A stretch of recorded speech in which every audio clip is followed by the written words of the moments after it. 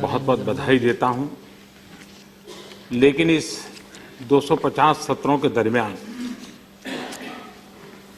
ये जो यात्रा चली है, अब तक जिन जिन ने योगदान दिया है वे सभी अभिनंदन के अधिकारी हैं। मैं उनका भी आदरपूर्वक स्मरण करता हूं।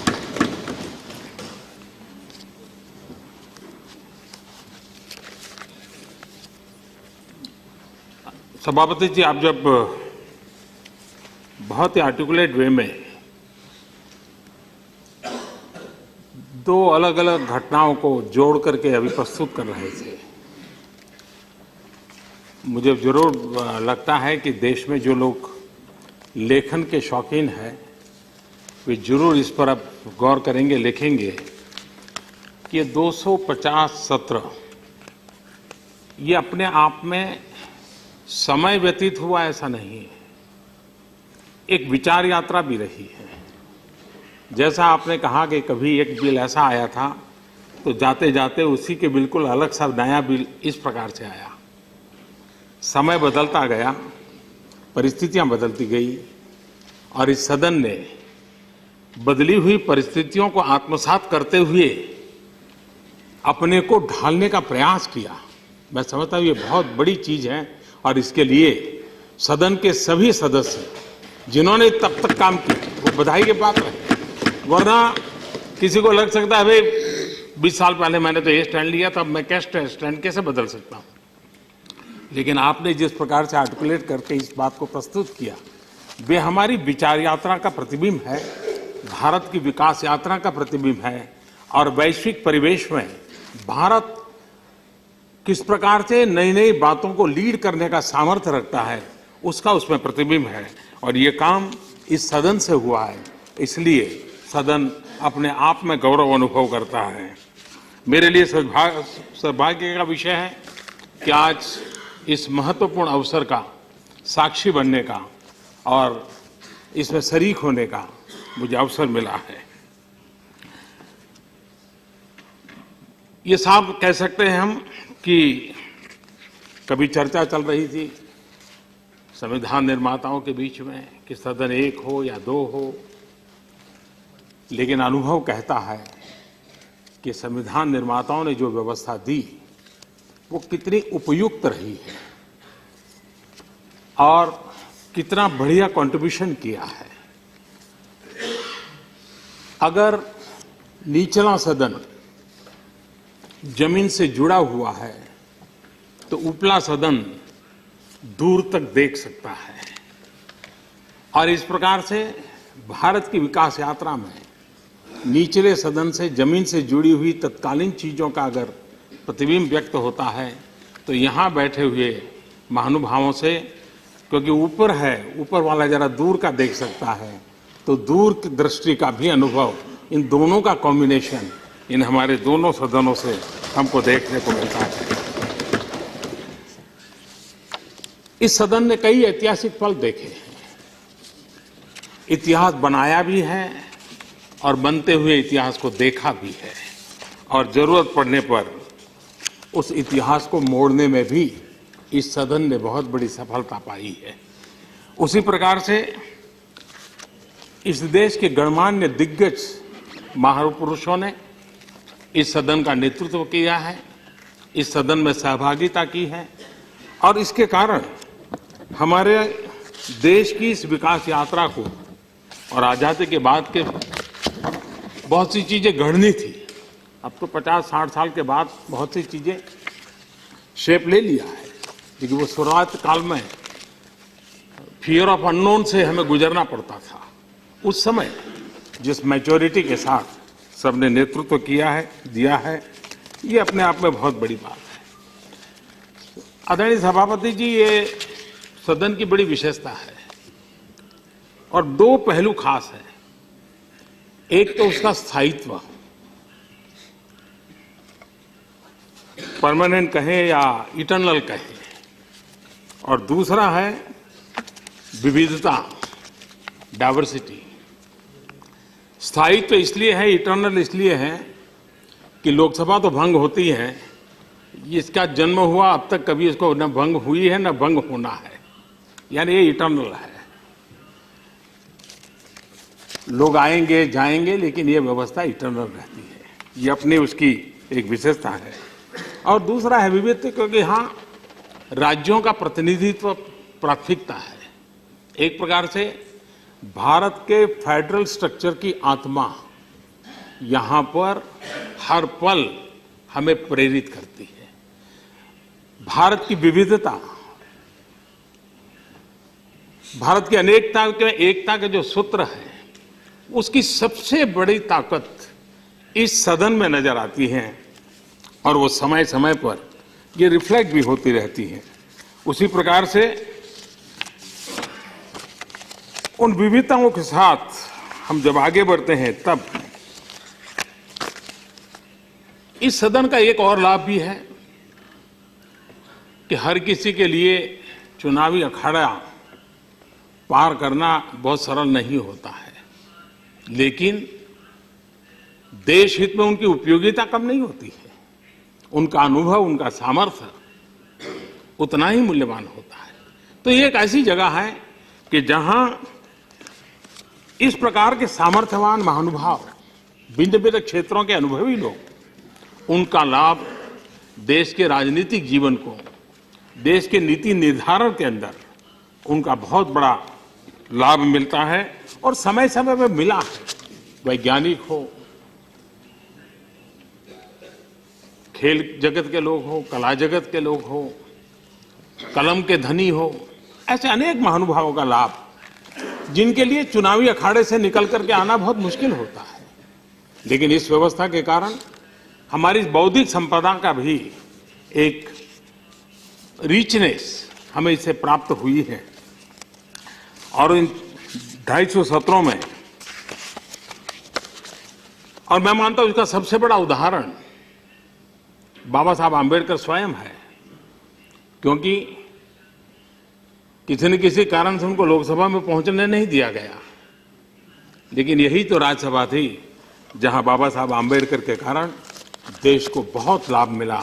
और इसलिए हम इस बात का गर्व करते हैं कि ये सदन है जहां से देश को बाबा साहब आम्बेडकर जैसे अनेक महापुरुषों का हमें बहुत ही लाभ मिला।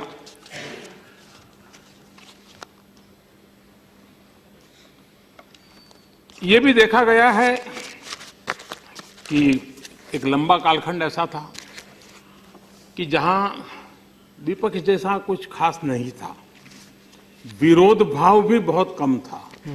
ऐसा एक बहुत बड़ा कालखंड रहा।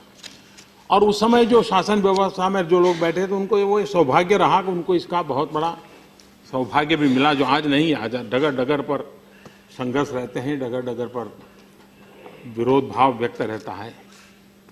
लेकिन उस समय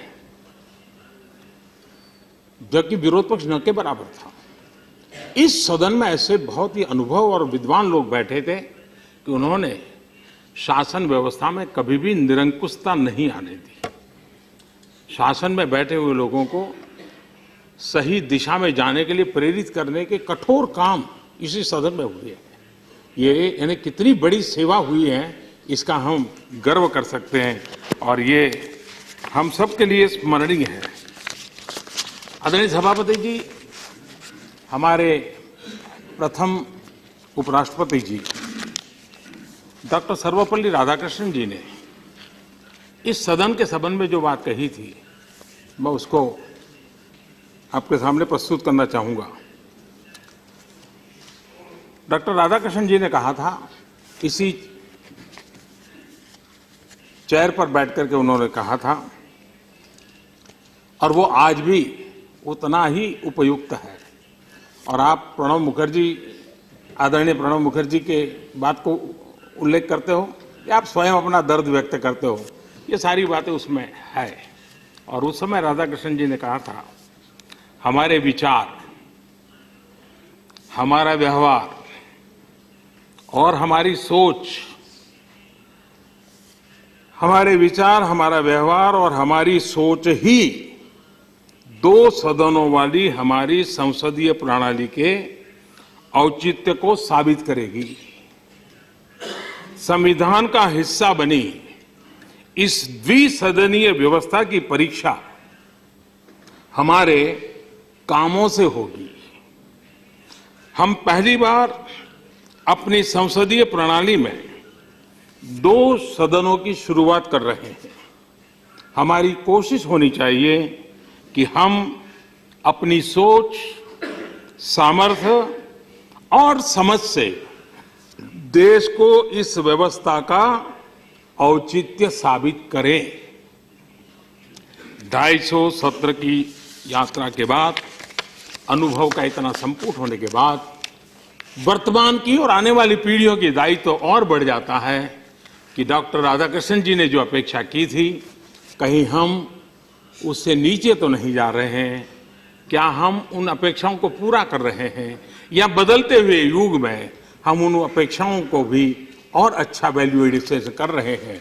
ये सोचने का समय है। और मुझे विश्वास है कि इस सदन की वर्तमान पीढ़ी भी और आने वाली पीढ़ी भी डॉक्टर राधाकृष्णन जी की इन अपेक्षाओं को पूर्ण करने के लिए निरंतर प्रयास करती रहेगी और उससे आने वाले दिनों में देश को,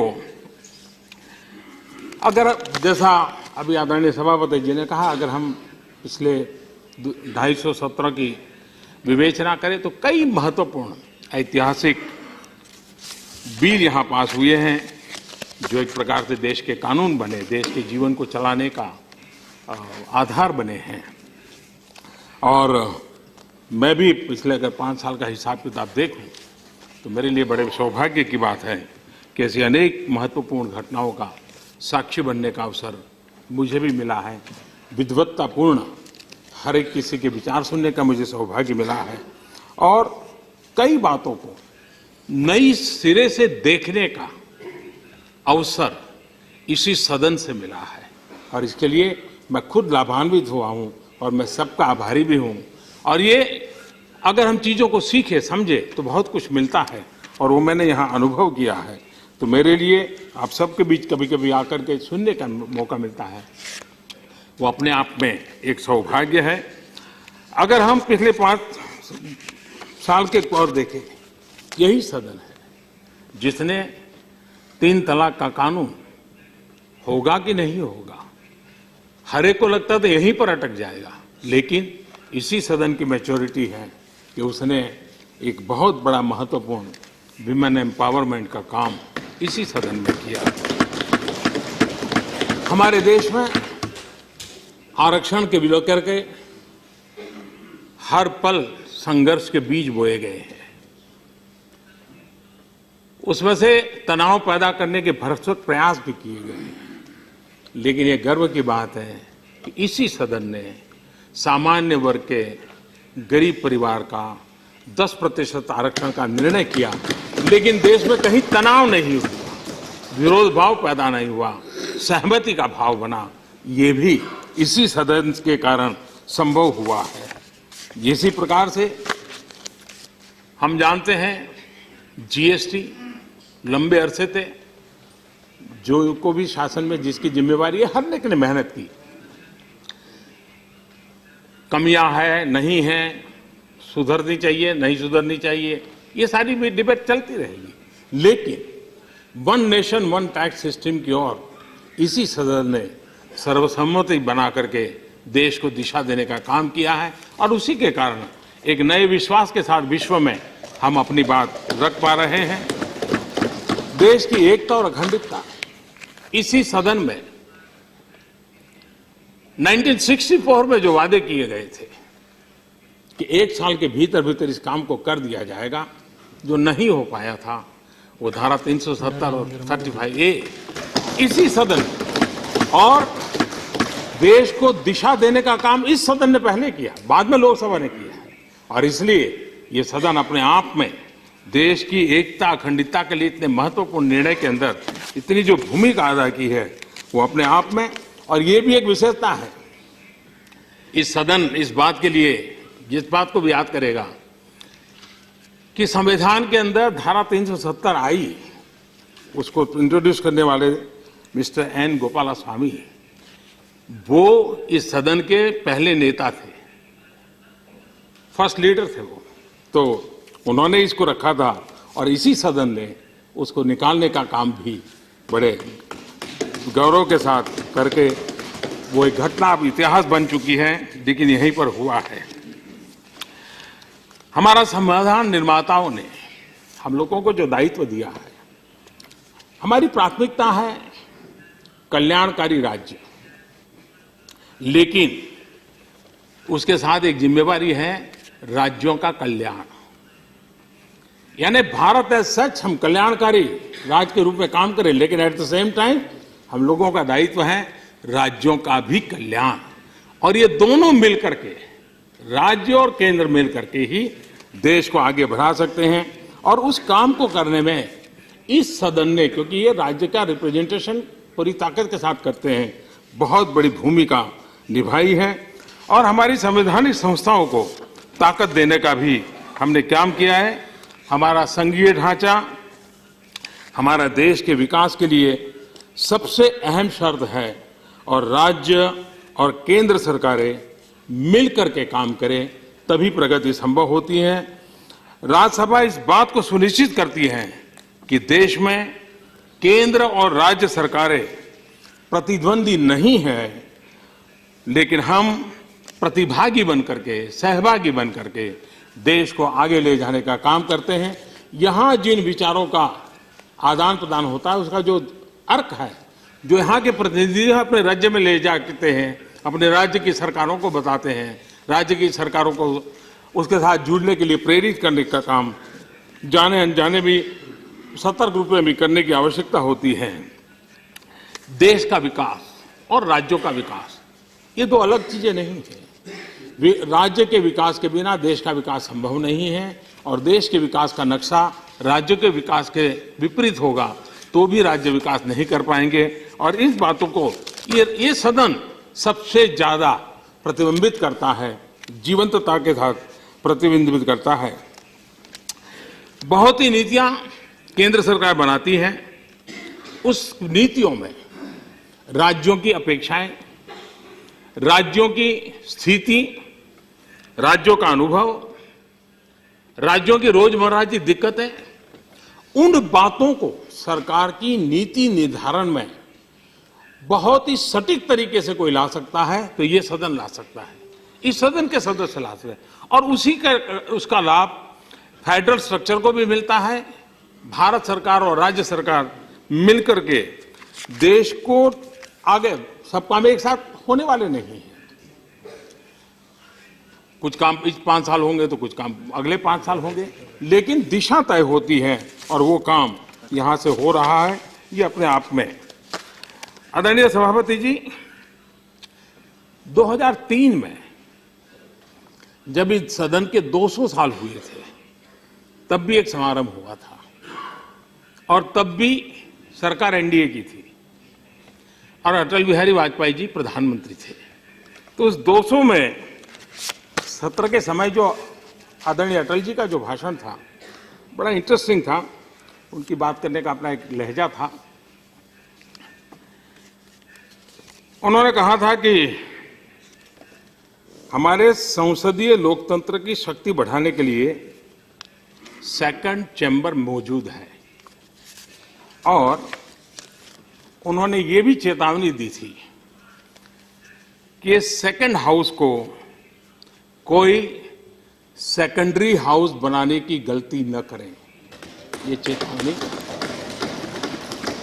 अटल जी ने दी थी, इस सेकंड हाउस को कभी भी सेकेंडरी हाउस बनाने की गलती न करें।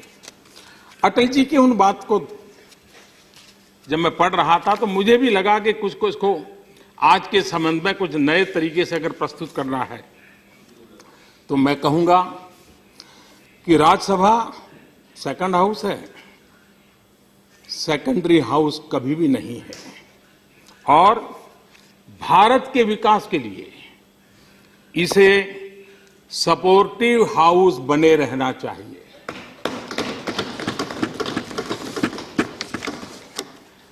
जब हमारी संसदीय प्रणाली के 50 साल हुए तब अटल जी का एक भाषण हुआ था संसदीय प्रणाली के 50 साल पर, और उस भाषण में बड़े कवि भाव से उन्होंने एक बात बताई थी। उन्होंने कहा था एक नदी का प्रवाह तभी तक अच्छा रहता है जब तक कि उसके किनारे मजबूत होते हैं। और उन्होंने कहा था कि भारत के संसदीय जो प्रवाह है, वो हमारा जो लोकतांत्रिक प्रक्रिया है, एक किनारा लोकसभा है, दूसरा किनारा राज्यसभा है। ये दो मजबूत रहेंगे तभी जाकर के लोकतांत्रिक परंपराओं का प्रवाह बहुत ही सटीक तरीके से आगे बढ़ेगा। ये बात आदरणीय अटल जी ने उस समय कही थी। ये एक बात निश्चित है कि भारत फेडरल स्ट्रक्चर है, विविधताओं से भरा हुआ है, तब ये भी अनिवार्य शर्त है कि हमें राष्ट्रीय दृष्टिकोण से ओझल नहीं होना है। राष्ट्रीय दृष्टिकोण को हमने हमेशा ही केंद्रवर्ती रखना ही होगा, लेकिन हमें राष्ट्रीय दृष्टिकोण के साथ क्षेत्रीय जो हित है, इसका संतुलन भी बहुत सटीक तरीके से बनाना पड़ेगा।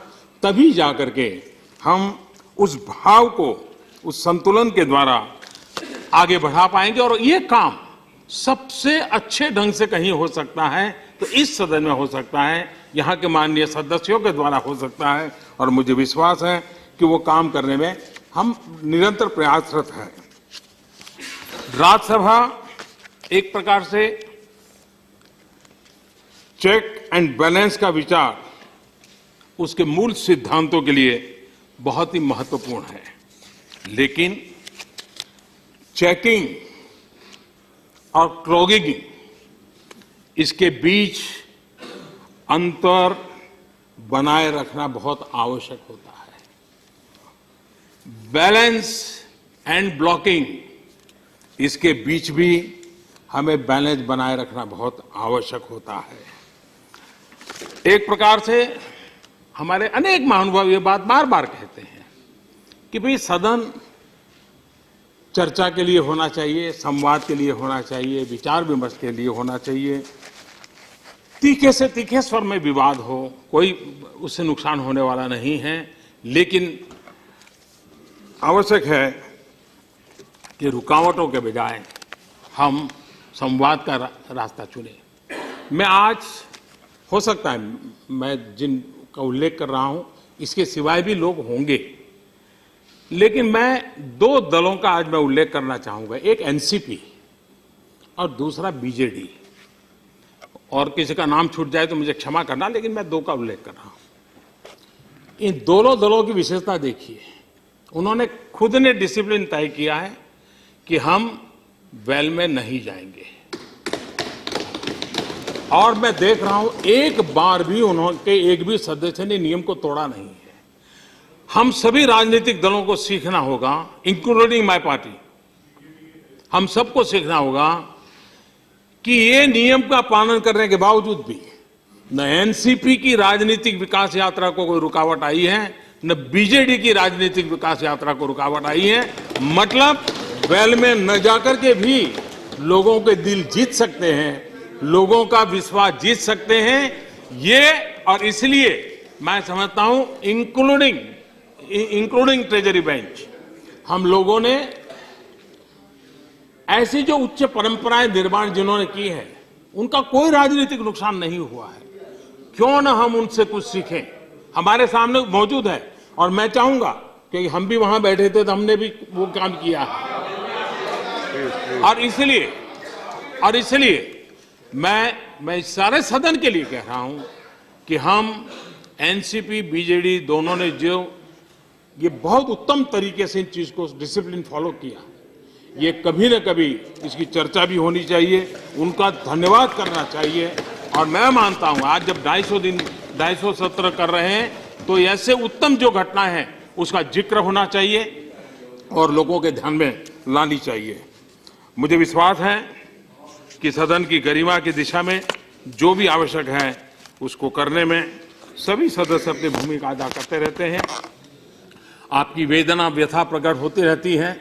हम सब कोशिश करेंगे इस 250वें सत्र पे हम सब संकल्प लेंगे, विशेष करके हम लोग भी लेंगे, ताकि आपको कम से कम कष्ट हो, आपकी भावनाओं का आदर हो और आप जैसा चाहते हैं वैसा ये सदन चलाने में हम आपके एक साथी बन करके सारे डिसिप्लिन को फॉलो करते हुए करने का प्रयास करें। इस संकल्प के साथ मैं फिर एक बार इस महत्वपूर्ण पड़ाव पर सबको बहुत बहुत शुभकामनाएं देता हूं और जिन्होंने यहां तक पहुंचाया है उन सबका धन्यवाद करते हुए मेरी वाणी को विराम देता हूं। बहुत बहुत धन्यवाद।